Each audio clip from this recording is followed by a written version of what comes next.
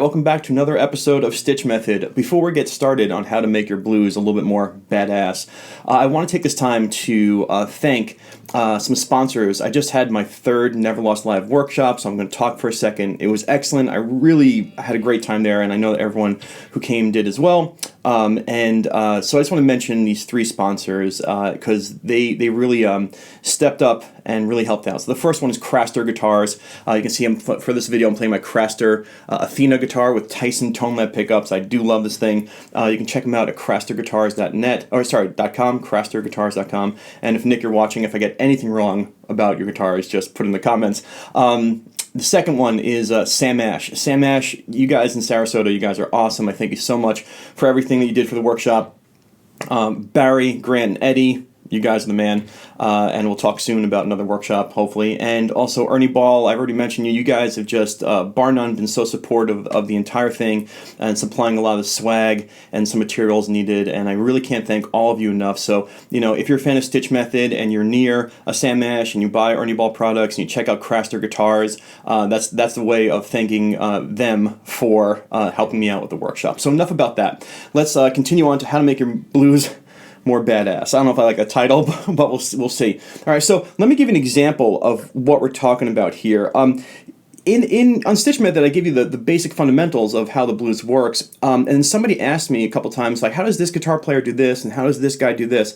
And you're going to hear some different guitar stylings come out, but this is just about incorporating more items into your guitar playing. So I have this backing track. I'll play something really quickly. I have this backing track. It's an A blues we're going to be working with, and so just kind of sit and listen. To be very, very simple to listen to, and then we'll talk about the ideas behind it. Here we go.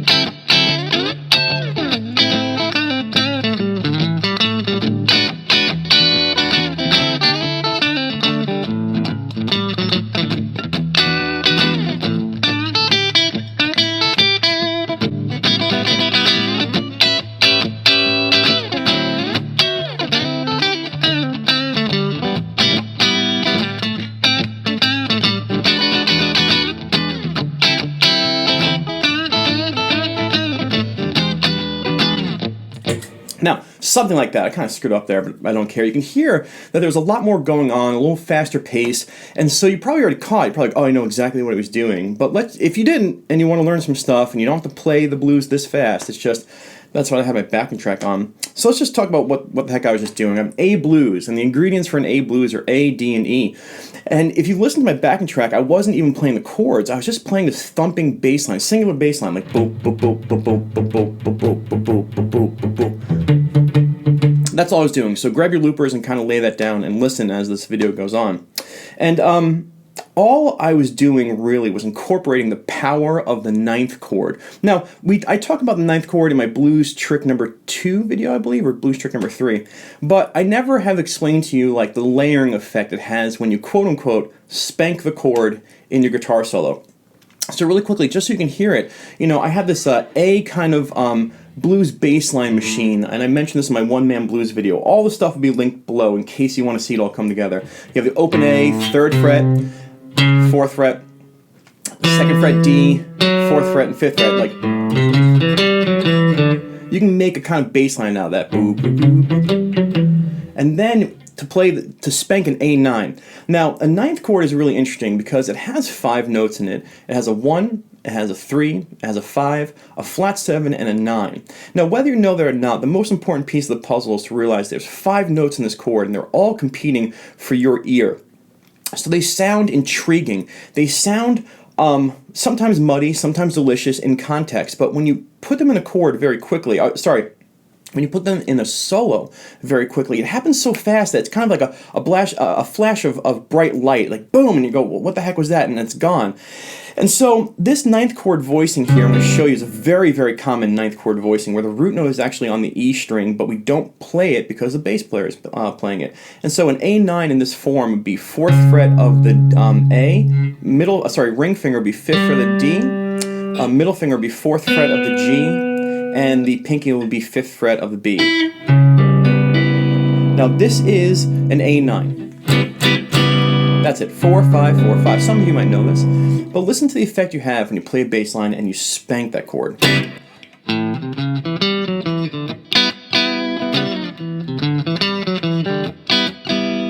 You can hear it already that it has a power to it that kind of like, I don't know, it's intriguing to listen to.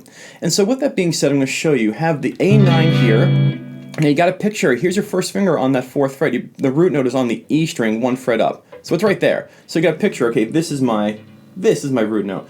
Now just to show you, if you want to take this to the D9 and E9, well, the D is the 10th fret of the E, so it's going to be 1 fret behind, 9, 10, 9, 10.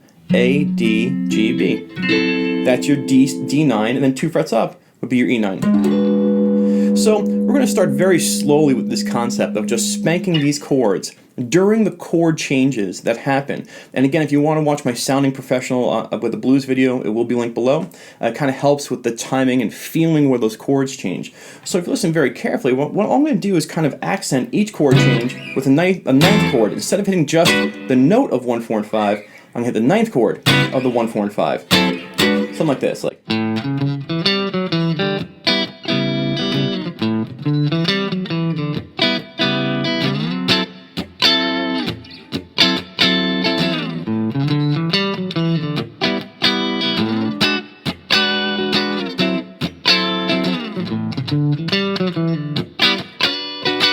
Now, I kind of messed up there, but you kind of understand what I'm doing. I'm not going to redo this. Don't worry, it's getting good. And so you can see that 9th chord has some spankiness to it. It's a word I like to use. And so now when I'm soloing, I'm going to put my backing track on. What I'm going to do now is I'm going to hit those chords on the chord changes, and I'm going to come right back to my A minor pentatonic. This is phase 2. Hit the chord changes with the 9th chord, boom, and then go back to your A minor pentatonic. Here we go. Let's see what this sounds like.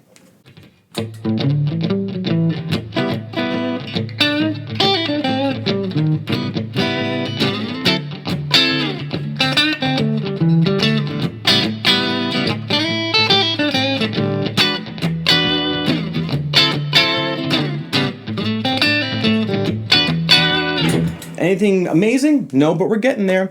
All right, you can hear that instead of just hitting the root note, like the 1, the 4, and the 5 in the pentatonic, like 1, and the 4, and the 5, you're actually accenting it with your chord changes, with chords. All right, so now, well, how do we kind of like make it a little bit, you know, more badass? Okay, well, this voicing here is kind of good and dandy, but I also enjoy this voicing here. Now, there's many ways to play this voicing, but I kind of like this one. It's the easiest one, and you got to use your imagination. This is an A string root note 9th chord, okay? So the root note would be here. This would be a D. And what the real chord, I guess, looks like is 5th fret with your middle finger on the A string, first finger's on that 4th fret, and then you're barring here with your ring finger on the 5th fret of the G, B, D, and even E string. But I kind of like just playing the 4 on the G, 4 on the D, and the 5 on the G and B. Yeah, 4D, 5 G and B, like that. Just those guys. Now that's a D9. So here's my root note here. I'm not playing it. D9, up 2 frets, E9. These 9th chords, you got to kind of imagine where those root notes are, let the bass player play them, and you're playing the higher end. And so for, you know, a 1, 4, and 5 in this A minor pentatonic 5th fret kind of village, you can do this guy for the 1, this guy for the 4, this guy for the 5. Now all I'm going to do here is stay in that A minor pentatonic, and I'm going to kind of like spank those chords a little bit in my solo. 1, 2, ready, and...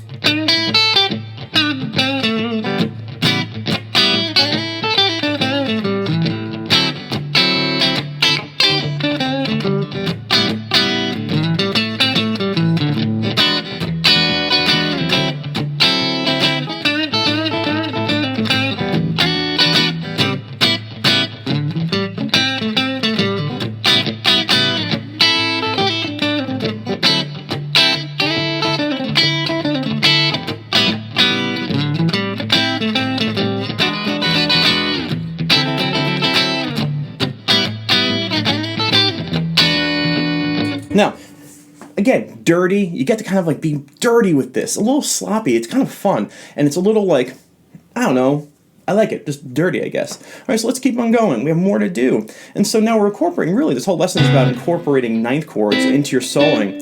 And so one thing that you can also do, that you hear a lot of guitar players do, is when they hit a 9th chord once, they'll hit it twice in another place. So remember that shape that I showed you for the A string root note, which was 4, 5, 5, root note on the A string? This is your D9, this is your E9, and up here, 11th fret with your first finger and 12th fret bar is your A9. And so now you can sit and actually, instead of just like, you can kind of like, and kind of just even put your chords in your solo. Helps thicken up the stew, as I like to say, which just means I just made that up. Here we go.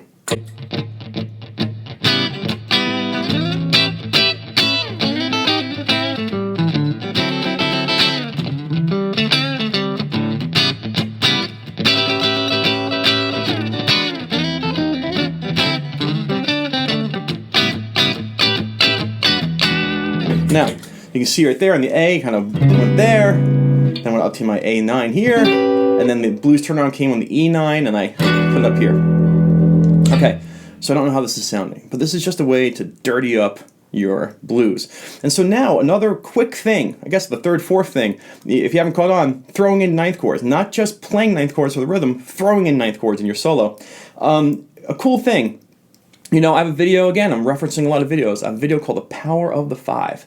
And a good flare, a nice flare you can throw in if you decide that you're going to play just a chord in your solo, is, let's take this E9 up here, okay? 11, 12, 11, 12, what we discussed earlier in the video. The 5 of E is a B, so the B is right here on 15, 17, 19.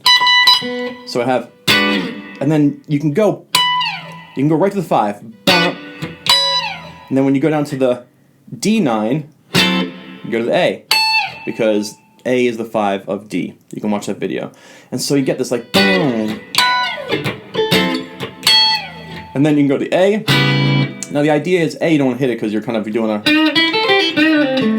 and that was an E7 chord here, and sorry, E9 chord. I hope I didn't say 7th chords in the video, and a 9th chord here. And so what I'm going to do here is just kind of play another solo, throwing in a lot of the 9th chord spankings, you know, so that it can kind of punch you in the face. And then I'm going to sit and just play haphazardly in an A minor pentatonic.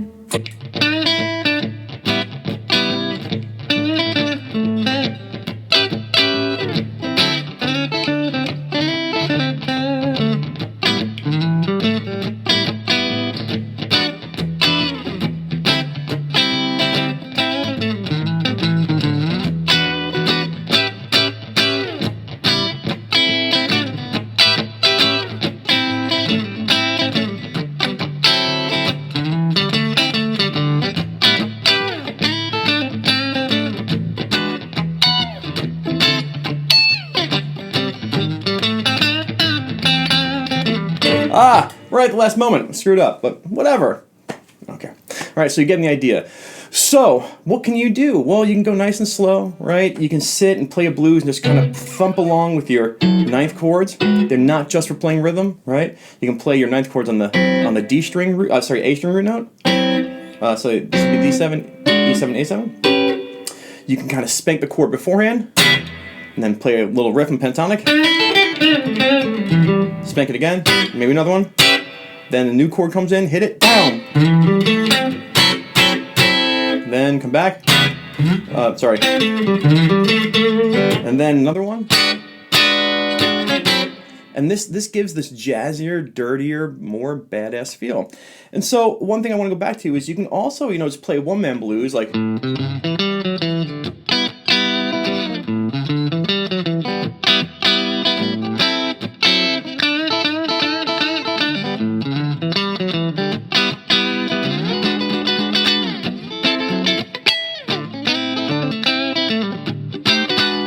You can do stuff like that, all right? And you can also, now, I don't know how this is going to sound because I have all my sound going into the computer. We'll find out, won't we? All right, I'm going to throw on some distortion. And just when you throw on distortion, you can hear it gets, of course, a lot beefier, a lot hardier. And so I'll end with this. I'm going to throw everything in. I'm just introducing 9th chords, not as a chord, but as a possible soloing solution to punch people in the face and give them a little bit more dirtiness in your blues. Let's see what we got.